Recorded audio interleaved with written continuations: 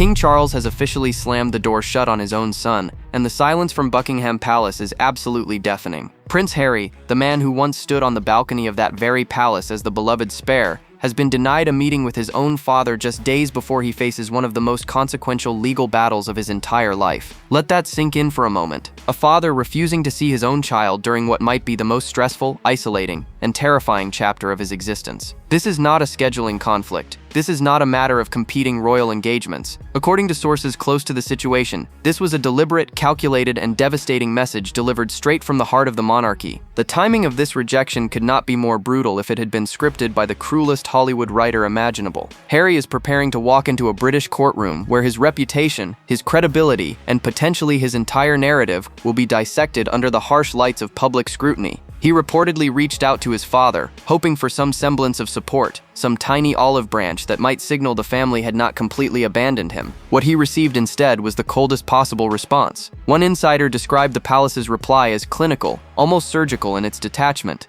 There was no warmth, there was no fatherly concern, there was only silence wrapped in protocol. Sources claim Harry genuinely believed this time might be different. After his brief visit to see Charles following the king's cancer diagnosis, some within Harry's camp apparently convinced him that the ice was beginning to thaw. Allow me to translate that delusion into plain English. Harry confused a medical emergency with an emotional breakthrough. The palace permitted that visit because refusing to let a son see his potentially dying father would have been a public relations nightmare of catastrophic proportions. But make no mistake, that goodwill, if it ever truly existed, has now completely evaporated. What makes this rejection even more stinging is how it was delivered. According to those familiar with the situation, Harry did not receive a phone call from his father. He did not receive a personal message explaining the circumstances. Instead, the refusal came through intermediaries, through the cold machinery of palace bureaucracy that treats even family matters like diplomatic incidents requiring official channels. One source put it bluntly, calling it the kind of response you give to a distant acquaintance, not your own flesh and blood. The message could not have been clearer if Charles had hired a skywriter to spell it out over Montecito. But the real reason Charles refused goes far deeper than anyone initially suspected, and what palace insiders are revealing about the forces behind this decision is nothing short of explosive. The request Harry made was not some casual inquiry about grabbing tea with Dad. Sources reveal he specifically asked for a second private reunion before his return to British soil for the trial, hoping to walk into that courtroom with at least the psychological comfort of knowing his family stood behind him. The official palace response, however, was anything but comforting. Insiders describe it as cold, calculated, and delivered with the kind of bureaucratic precision that would make any government minister proud.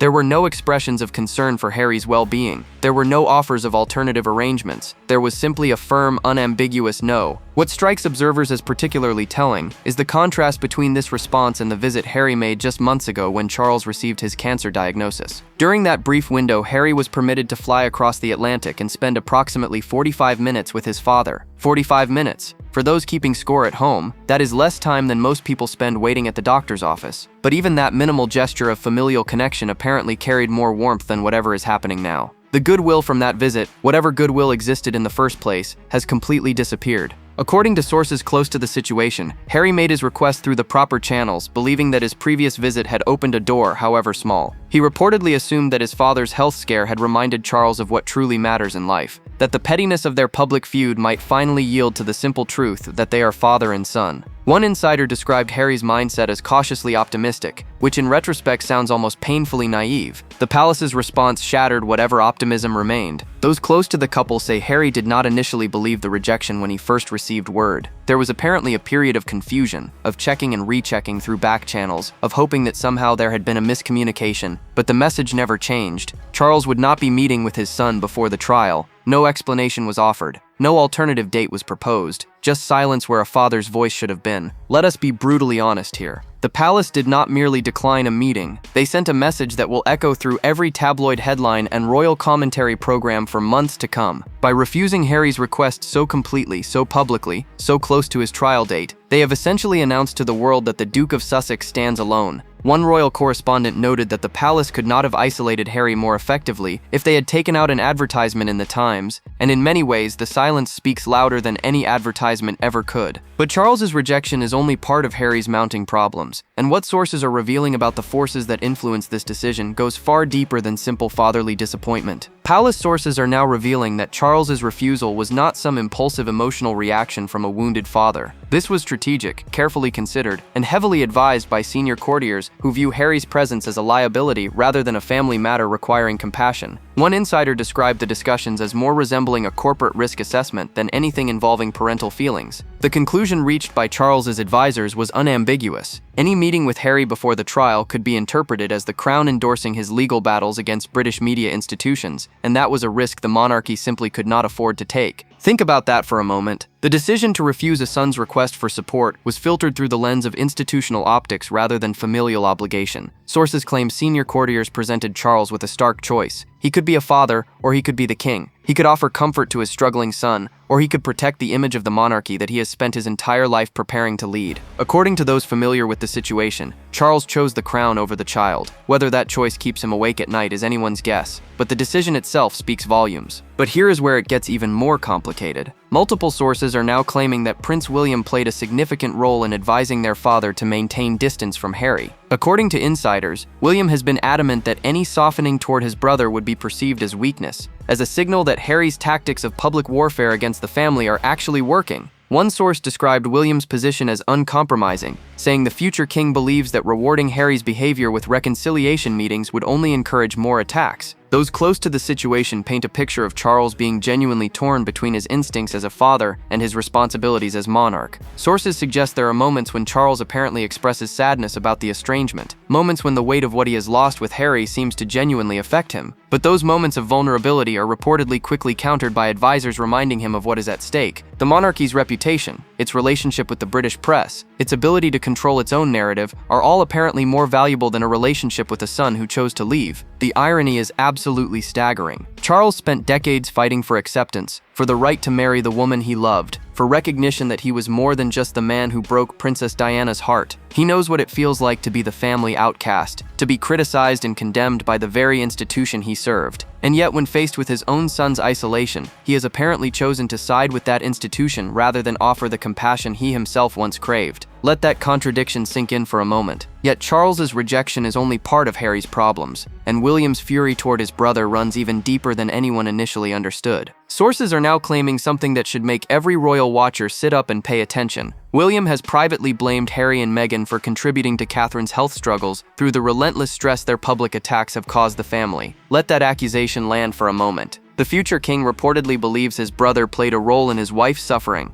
Whether or not that belief has any medical basis, the emotional weight of such a conviction cannot be overstated. When you believe someone has hurt the person you love most in this world, forgiveness becomes nearly impossible. The alleged rift between the brothers has reportedly calcified into something beyond repair. Sources describe William as having completely written off any possibility of reconciliation, viewing Harry not as a misguided sibling who made poor choices, but as an active threat to everything the monarchy represents. One insider described William's position as absolute, claiming the Prince of Wales sees no path forward that includes his brother being welcomed back into the fold. The door, according to these sources, is not just closed, it has been welded shut and the key thrown away. What makes William's stance particularly significant is how it reportedly influences Charles's decisions. According to those familiar with the family dynamics, William has urged their father repeatedly to stop what he calls enabling Harry's destructive behavior. Sources suggest William views any contact between Charles and Harry as a betrayal, as a signal that the consequences for leaving the family and attacking them publicly are not actually that serious. One source claimed William has made it clear that maintaining his own relationship with his father depends in part on Charles maintaining appropriate distance from Harry. The legal dimension adds another layer of complexity to William's fury. According to insiders, the future king sees Harry's courtroom battles as continued attacks on the institution he will one day lead. Every lawsuit Harry files, every legal argument he makes against British media organizations with connections to the establishment, is apparently viewed by William as an assault on the crown itself. One royal commentator noted that William seems to take these legal proceedings personally, as though Harry is suing him by proxy. Allow me to translate what this family dynamic actually means in practical terms. Harry cannot reconcile with Charles without going through William, but William apparently has no interest in reconciliation under any circumstances. Charles, caught between his sons and his crown, has chosen the path of least resistance, which means siding with the son who stayed. The result is a family structure that has effectively expelled one of its members with no apparent mechanism for return. But some insiders suggest there is a hidden faction within the palace that complicates this seemingly unified front, and what they are allegedly doing behind the scenes changes everything. Explosive claims have emerged suggesting that elements within the monarchy may have secretly assisted Harry and Meghan in the past, even as the official palace position hardened against them. One source described it as a shadow network of sympathizers, people within the institution who believed the couple was being treated unfairly and took it upon themselves to provide covert support. Whether this means leaking favorable information, warning them about incoming attacks, or simply offering emotional validation through back channels remains unclear. But the suggestion alone is enough to make the palace's current unified front look considerably more fragile than it appears. The theory, as outlined by insiders, suggests that certain palace employees and even some minor royals maintained quiet contact with Harry and Meghan during the worst periods of their estrangement. According to those familiar with these claims, information was allegedly passed along that helped the Sussexes navigate their media battles and anticipate moves against them. One source described it as a kind of underground railroad of royal sympathy, though they were quick to note that the extent and significance of this alleged support network remains highly speculative. What has changed, according to current reporting, is that this alleged network appears to have gone completely silent. Sources suggest that whatever sympathizers once existed within the palace walls have either been identified and neutralized, or have simply decided that supporting Harry and Meghan is no longer worth the professional risk. The leaks have been plugged, as one insider put it, suggesting the monarchy has conducted some form of internal audit to ensure message discipline. The result is the seemingly impenetrable wall of rejection Harry now faces. Speculation about who these alleged sympathizers might be runs rampant among royal watchers. Some point to younger staff members who may have sympathized with Meghan's struggles with palace protocols. Others suggest minor members of the extended royal family who themselves feel constrained by the institution's demands. One particularly provocative theory suggests that someone within Charles's own household maintained contact with Harry without the king's knowledge. Whether any of these theories hold water is impossible to verify, but their mere existence reveals how fractured trust has become within the monarchy. Let us be brutally honest about what this alleged hidden faction means, even if only as a possibility.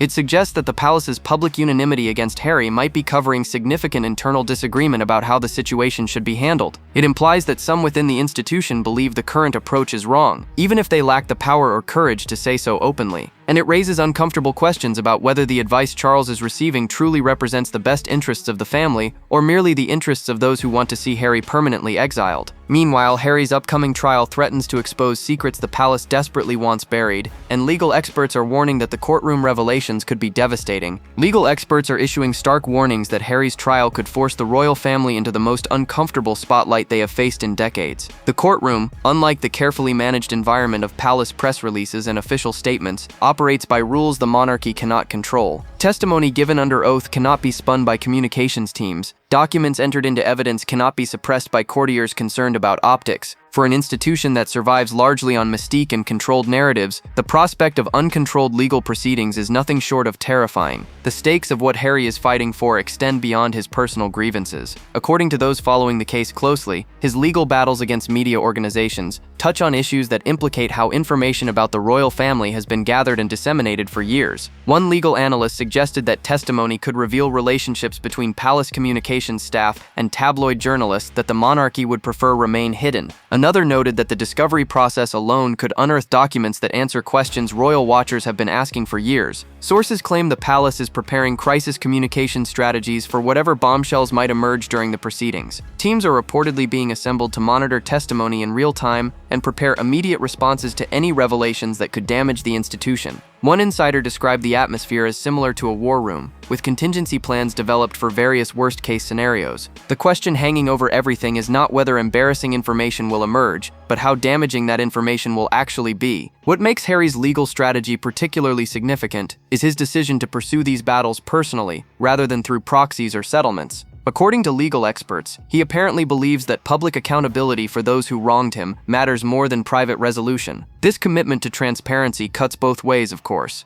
Every accusation Harry makes in court can be challenged. Every claim he puts forward will face scrutiny. But sources suggest Harry has accepted these risks because he believes the truth will vindicate him. The irony that Harry is seeking justice through the same British legal system he has criticized so extensively is not lost on observers. One commentator pointed out that by bringing his battles to British courts, Harry is implicitly acknowledging the legitimacy of an institution he often portrays as fundamentally biased against him. Whether this represents pragmatism, contradiction, or simple determination to fight on whatever terrain is available depends largely on your perspective. But Harry's isolation in this fight reveals something heartbreaking about his current reality, and what insiders are saying about his shrinking circle of support is devastating. Insiders claim Harry is facing this trial virtually alone, with even former allies distancing themselves at the moment he needs support most. The image of the Duke of Sussex walking into a British courtroom without family beside him, without the circle of friends who once seemed to surround him, paints a picture of isolation that would be heartbreaking for anyone, let alone someone who once commanded the love of an entire nation. One source described his current situation as profound loneliness wrapped in public scrutiny, a combination that would challenge even the most resilient individual. Reports of strained friendships continue to accumulate. According to those following Harry's social circle, many of the people who once proudly stood beside him have quietly retreated. Some apparently grew tired of the constant drama. Others reportedly felt uncomfortable with the direction Harry's public battles have taken. One insider claimed that several longtime friends have simply stopped returning calls, choosing to fade away rather than explicitly break ties. The result is a shrinking inner circle in Montecito that leaves Harry increasingly dependent on an ever smaller group of loyalists. Perhaps most tellingly, sources suggest that Meghan is reportedly focused primarily on her own brand ventures, while Harry prepares for his legal confrontation. According to insiders, her attention has been consumed by business launches and entertainment industry relationships, leaving Harry to navigate his courtroom battles with limited spousal involvement. One source described their current dynamic as parallel lives occasionally intersecting, suggesting the unified front they present publicly may not reflect their private reality. Whether this represents a deliberate division of labor or something more concerning remains a matter of speculation. The emotional weight of his father's rejection must compound Harry's isolation exponentially. Sources close to the situation suggest that Harry genuinely did not expect Charles to refuse his request so completely. There was apparently an assumption that whatever their public differences, the fundamental bond between father and son would ensure some minimum level of support during a crisis. The discovery that this assumption was wrong, that his father would choose institutional protection over parental comfort, reportedly hit Harry harder than he has publicly acknowledged. Let us be brutally honest about what Harry must be experiencing right now. He left his family believing he could build something better, something more authentic, something free from the constraints that made him miserable. Instead, he finds himself alone in a foreign country, estranged from his father and brother, watching former friends disappear, preparing to face hostile legal proceedings in a nation that once adored him. Whatever you think of his choices, the human cost of this trajectory is undeniable. Some royal watchers believe this isolation is exactly what the palace intended all along, and the strategy behind Harry's exclusion is more calculated than most people realize. Royal commentators suggest Charles's rejection is part of a calculated strategy designed to force Harry's eventual surrender to palace terms. The theory, as articulated by those who study royal family dynamics, holds that by cutting Harry off completely from familial support, the monarchy believes it can eventually break his resolve. The assumption underlying this strategy is apparently that isolation will become unbearable, that the losses will accumulate until Harry concludes that his only viable path forward is capitulation. One analyst described it as a siege mentality, with the palace prepared to wait however long it takes for Harry to run out of resources and options. The logic behind this alleged approach has a certain cold rationality to it. Harry's brand, his earning potential, his relevance in the public conversation all depend to some degree on his royal connection.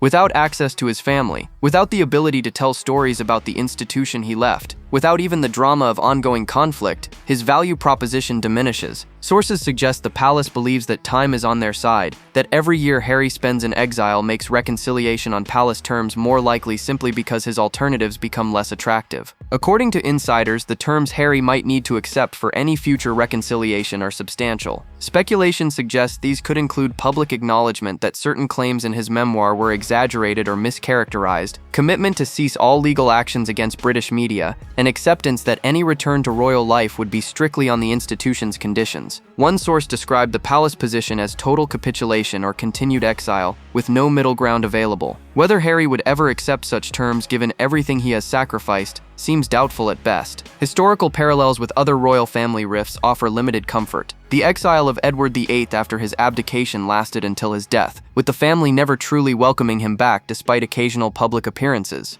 The estrangement between Queen Victoria and several of her children persisted for years, resolving only partially and leaving permanent emotional scars. One royal historian noted that the institution has a long memory and an even longer capacity for holding grudges, suggesting that Harry's path back, if one exists at all, could take decades to materialize. The calculation underlying the palace strategy assumes Harry will eventually break, but this assumption may underestimate the man they are dealing with. Harry has demonstrated repeatedly that he is willing to endure enormous costs to maintain his position. He walked away from everything he knew. He exposed family secrets in his memoir. He continues fighting legal battles that drain his resources and reputation. But Harry's next move could change everything the palace has planned, and sources suggest he has options that could dramatically escalate this family war. Sources suggest Harry has multiple options available to him, and some could escalate this family conflict in ways the palace has not fully anticipated. The question facing Harry right now is not whether he can fight back, but whether he chooses to. According to insiders, he has weapons in his arsenal that he has not yet deployed, revelations he has not yet made, stories he has not yet told. One source described it as a standoff between someone with nothing left to lose and an institution with everything to protect, a dynamic that typically does not favor the institution. Speculation runs rampant about whether Harry might use his trial as a platform for further revelations about his family. The courtroom offers something his memoir and documentaries could not, namely a venue where claims carry legal consequences and accusations demand evidence. According to legal analysts, testimony given under oath in a British court cannot be dismissed as entertainment industry exaggeration. If Harry chooses to connect his media battles to broader family dynamics, he could create headlines that would consume the monarchy for months. The possibility of a second memoir or follow-up documentary addressing his father's rejection directly has reportedly been discussed within Harry's circle. Sources claim publishers and streaming platforms have made overtures, sensing that the current chapter of estrangement offers compelling material that audiences would eagerly consume. One insider suggested that Harry has enough unused material from his previous projects to fill several additional volumes, stories that were held back either for legal reasons or out of some remaining sense of family loyalty. Whether that loyalty survives his father's latest rejection remains to be seen. Perhaps most dramatically, some sources suggest Harry might attempt a surprise arrival in the United Kingdom designed to force a confrontation his father cannot avoid. According to those familiar with his thinking, Harry apparently believes that Charles would not refuse to see him if he simply showed up, that the public optics of turning away his own son at the palace gates would be too damaging for the monarchy to risk. Whether this theory is accurate, or whether Charles would indeed refuse such a meeting regardless of public perception, represents one of the more intriguing unknowns in this ongoing saga. Allow me to translate what these options actually mean for the palace. They cannot simply ignore Harry and expect him to fade away. Every rejection, every slight, every public humiliation provides him with material for his next project and motivation for his next move. The strategy of isolation only works if Harry eventually accepts defeat. The fallout from this rejection will shape the monarchy's future in ways that nobody can fully predict, and the questions it raises cut to the heart of what family actually means. The devastating position Harry now finds himself in would be difficult to invent if you were writing fiction, rejected by his father, vilified by his brother, preparing to face trial in a country that once celebrated him as a national treasure, the man who danced with orphans in Africa, who created the Invictus Games for wounded veterans, who captured hearts around the world with his charm and vulnerability,